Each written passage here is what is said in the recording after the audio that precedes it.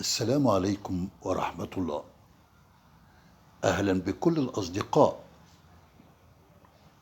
أقدم لكم كتاب مصر القديمة، تأليف جيمس بيكي، ترجمة الأستاذ الكبير نجيب محفوظ، الحائز على جائزة الدولة التقديرية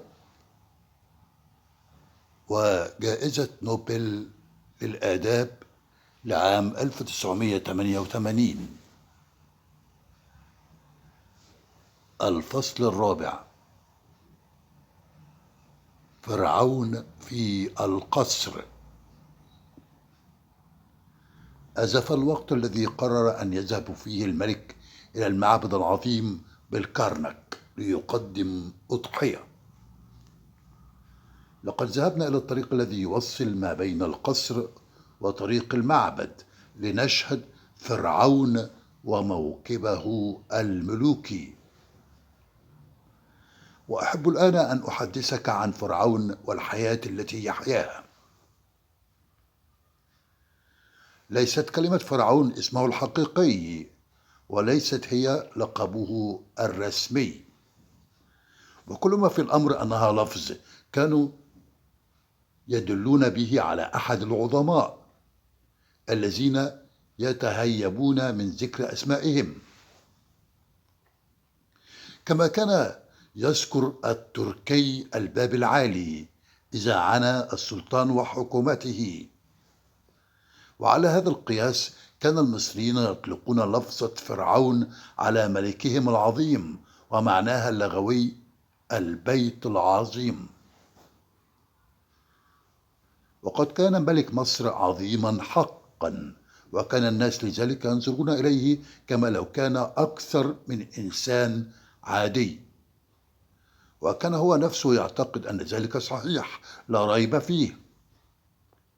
نعم، لقد كان المصريون يعبدون آلهة متعددة، ولكن أقرب هذه الأرباب كلها إلى نفوسهم وأحوزها لاحترامهم وعبادتهم كان ملكهم.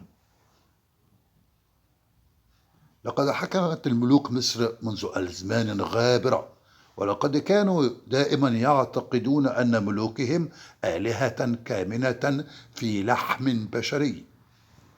وكان الملك يطلق على نفسه ابن الشمس. وعلى جدران المعبد ترى صورة الملك وهو صغير جالسا على فخذ الرب الذي يدلله كما يدلل الأب ابنه. وتابعنا هذا الاعتقاد فهم كانوا يبذلون في سبيله كل عزيز لديهم، ويقدمون له الضحايا أو يقدمون له أنواع الضحايا. فإذا صعد إلى السماء لاحقا بإخوته الآلهة شيدوا له معبدا عظيما لإحياء ذكره على الأرض. ويخصص لهذا المعبد جماعة من الكهنة يسلخون حياتهم في عبادته والتغني بمناقبه. ولكن يوجد فرق واحد بين فرعون وبقية الآلهة، فالأرباب أمثال آمون في طيبة وبتاح في منفس وغيرها تدعى الآلهة العظام، أما لقب فرعون فيختلف عن ذلك ويدعى الإله الطيب. وفي الوقت الذي أتحدث عنه كان الإله الطيب هو رمسيس الثاني، ولا ريب أن هذا جزء صغير من اسمه بالكامل. إذن الإله الطيب هذا هو لقب رمسيس الثاني، وهو جزء صغير من اسمه الكامل، لأنه مثل جميع الفراعنة له قائمة من الأسماء تملأ صفحه.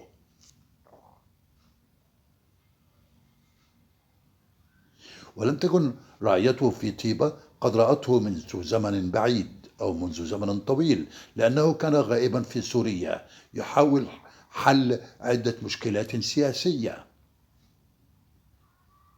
فلما رجع رمسيس الثاني لمصر انهمك في بناء عاصمة جديدة في تانيس أو زون كما يدعوها اليهود، وهي واقعة بين الدلتا والحدود الشرقية، وكان يمضي معظم وقته فيها.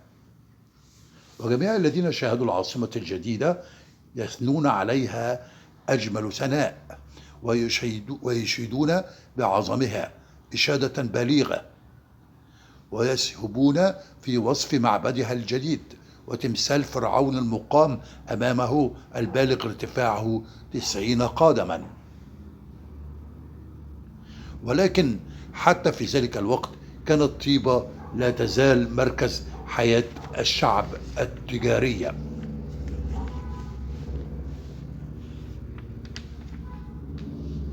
وكان سبب قدوم الملك إلى طيبة هو توقعه قيام حرب بينه وبين الحيثيين، وقد أتى ليستشير أخاه الرب آمون ليجمع جيشه. وكان القصر الملكي في حركة غير اعتيادية، فالرسل ذاهبون آبون والقواد والمستشارون يدخلون وبأيديهم التقارير والأوامر. ولم يكن القصر الملكي من الفخامة والمتانة بحيث يستطيع الخلود على مر الأيام، وقد كان المصريين يشيدون القبور والمعابد على أن تخلد أمد الدهر. أما القصور فقد كانوا يبنونها لأجل معلوم، وقد كانت العادة أن الملك الجديد لا يقيم في قصر أبيه، وإنما يأخذ في بنيان قصر جديد يوافق مزاجه وذوقه. فلم يكن فرعون يشيد قصره إلا ليمضي فيه حياته القصيرة، وكان عالما بأن ابنه إن تولى الملك يوما سوف يبني قصرا جديدا، وعليه فقد كانت القصور تبنى من مواد بسيطة وتحاط بأسوار متينة ضخمة، لأنه وإن كان فرعون ربا معبودا إلا أن رعيته قد تتمادى في أشد حالات العصيان والتمرد خطرا، أو لم تكن المكايد ضد الملوك مجهولة في ذلك الوقت. فقد حدث لأحد الفراعنة الماضيين أن هوجم وهو على فراش القيلولة، واضطر إلى الدفاع عن نفسه بمفرده وبيديه ضد جماعة قوية من المتآمرين. ومنذ ذلك الوقت رأى فرعون أن يعتمد على أسواره الضخمة وعلى حراسه الأقوياء، وأن يجعل جل اعتماده في الدفاع عن نفسه موقوفا على ألوهيته وعبادة الناس له. ويحيط هذا السور بحديقة غناء حافلة بأنواع الزهور والرياحين، وفي وسطها بحيرة صناعية محاطة بأنواع الأشجار والشجيرات المختلفة. وفي نهاية الحديقة يوجد باب ضخم يؤدي إلى بهو الاجتماع العظيم، وهو مزين بالألوان ومقام سقفه على أعمدة مزخرفة على شكل سيقان اللوتس. وعلى كل جانب من جانبي البهو توجد غرفة كبيرة، وخلف بهو الاجتماع توجد غرفتان للاستقبال، وهما أفخم غرفتين في مصر كلها. وخلفهما تأتي حجرات نوم أهل القصر العديدين. ولرمسيس الثاني زوجات كثيرات، وله تبعا لذلك جيش من الأولاد والبنات. وغرفة نوم الملك منعزلة في جهة وحدها ومكللة بالزهور والرياحين. وكان ابن الشمس يمضي يوما مملوءا بالأعمال المختلفة، فكان عليه أن يطالع كثيرا من الرسائل والتقارير ليصدر حكمه فيها. وكان الأمراء السوريون قد أرسلوا للملك تقاريرهم عن تقدم جيوش الحيثيين وطلبوا معونة الملك لدفع الخطر عن أنحاء ملكه الواسع. وقد عقد الملك العزم على أن يصدر تصريحا بكل ذلك، ومن ثم يتبادل المشورة مع قواد ونبلاء المملكة. وكان في إحدى نواحي البهوة شرفة فخمة كان يظهر فيها الملك لشعبه، وكانت واجهتها مرصعة بالجواهر والأحجار الكريمة.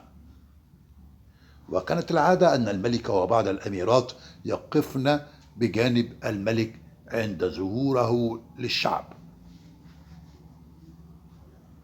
فتحت أبواب البهو وتسرب إليه جماعات النبلاء وحكام الأقاليم وقواد الجيش الكبار ومدير الإدارة، وتزاحموا جميعا ليقدموا فروض الطاعة لسيدهم ومولاهم.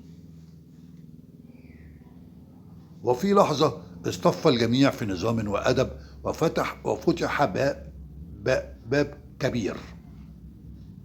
وفي الحال ظهر الملك العظيم ملك الوجهين البحري والقبلي. ظهر الملك مصحوبا بزوجته وبأسرته. وكانت العادة المتبعة قديما في استقبال الملوك أن القوم الذين يحظون بمقابلة ملك من الملوك ينبغي لهم أن يركعوا له سجادا ويقبلوا الأرض بين يديه. وقد اندثرت هذه العادة الآن، فلا يبلغ حب الملوك وإظهار الطاعة لهم حد السجود والركوع بين أيديهم. لما دخل فرعون انحنى الجميع أمامه باحترام لا مثيل له، ورفعوا أيديهم كما لو كانوا في صلاة دينية للرب الطيب، وانتظروا صامتين متهيبين حتى يبدأ الملك بالكلام. وصوب فرعون نظره إلى الجميع المحتشد أمامه، ونقل بصره من واحد إلى آخر حتى استقر على قائد قوات طيبة، فسأله عن مقدار استعداد جيشه. هنا تقدم الجندي باحترام ونحنى يتهيب بتهيب وإجلال، ولكنه لم يتفوه بكلمة في الموضوع، لأنه لم يكن لم تكن العادة أن يتكلم مباشرة. وراح يلقي قطعة مديح محفوظة تشيد بعظمة الملك وبشجاعته وأقدامه في الحروب، قائلا أنه حيث تجري جياده تفر أمامها جموع الأعداء. ثم بعد ذلك على سؤال الملك وعلى هذا المنوال تقدم القواد والنبلاء والمستشارون ليجيبوا على الأسئلة الموجهة إليهم وليبدوا آرائهم فيما يبسط أمامهم من أمور الدولة. ولما انتهى الاجتماع أصدر الملك أوامره بإعداد عربة ليحضر حفلة المعبد الديني، وخرج كما دخل بين صفوف ساجدة بين يديه مستغرقة في عبادتها. بعد ذلك رأينا الباب الحصين يفتح على مصراعيه، وخرجت مجموعة من الجند رافعة الرماح، ثم وقفت على مسافة قصيرة من باب القصر، وعلى إثرهم خرج الحرس السرداني مثقلا بالأسلحة، وعلى رؤوسهم الخوذ اللامعة، وبأيديهم الدروع المتينة والسيوف الطويلة المسلولة، وقد اصطفوا على جانبي الطريق ووقفوا كالتماثيل مترقبين ظهور فرعون. وسمعنا أصوات عجلات، وظهرت أمامنا عربة فرعون وهي تسير به شطر طريق المعبد، وقد صارت الجنود الرافعة الرماح في المقدمة، أما السردانيون فقد جروا بحذاء عربة الملك على كل من جانبيها، ولم يتأخروا عنها قيد شعرة رغم تثقلهم بالأسلحة. وما أن رأت الجموع المزدحمة عربة الملك ووقفت أبصارهم على فرعون حتى سجدوا على الأرض ومسوا التراب بجباههم، وفرعون ينظر أمامه لا يلتفت يمنى ولا يسرى. وكان واقفا منتصبا لا يتمايل ولو قليل رغم اهتزاز العرب الشديد، وكان ممسكا بيده عصا معقوف وسوطا، وهما الرمز الملكي المصري، وعلى رأسه خوذة الحرب. وفي الجهة الأمامية من هذه الخوذة أفعى مكونة قمة عالية بعدة لفات حول نفسها، وكان شكلها مخيفا كأنها تهدد أعداء مصر. وكان يزين طلعته الجميلة وكان يزين الملك طلعته الجميلة بلحية مستعارة، ويغطي جسمه القوي الجميل بثوب من الكتان الأبيض، وحول وسطه نطاق ذهبي تصل آدابه إلى ركبتيه، وفي طرفيه حيتان مزخرفتان، ويجري بجانب العربة حاملو المراوح من ريش النعام يحركونها في أثناء جريهم دون أن يضطربوا لذلك، ومهارتهم تدعو للإعجاب والدهشة. ويتبع عربة الملك عربات الحاشية، وهي على العموم أقل فخامة وعظمة من عربة الملك. وقد جلست في العربة الأولى الملكة وبيدها زهرة اللوتس الجميلة يتضوع شذاها.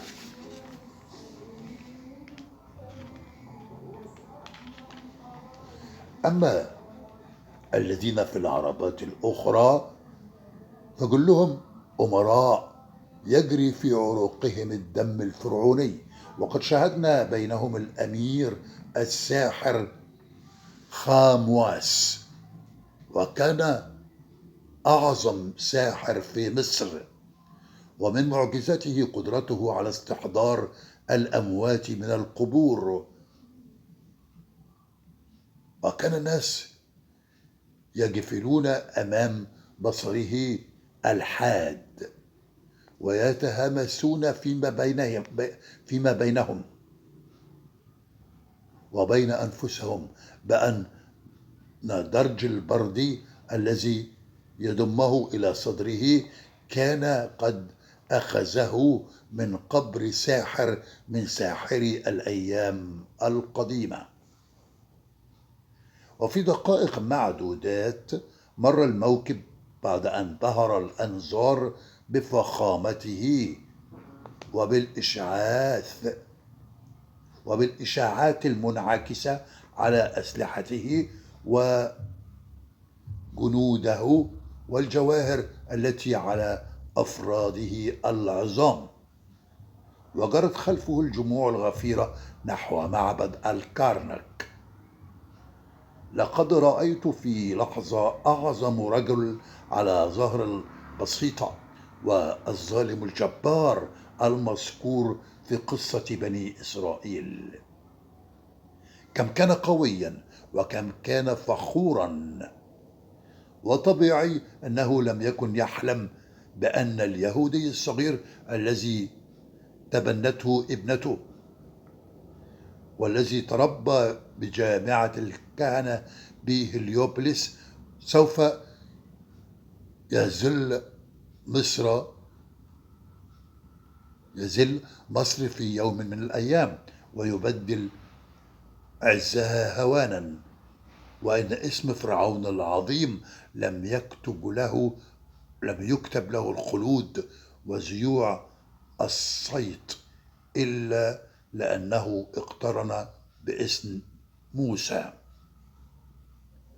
أعزائي المستمعين، ده كان الفصل الرابع من كتاب مصر الفرعونية، تأليف جيمس بيكي، ترجمة الأستاذ الكبير نجيب محفوظ. في القريب العاجل سأقدم لحضراتكم الفصل الخامس بعنوان حياة الجندي. حياة الجندي.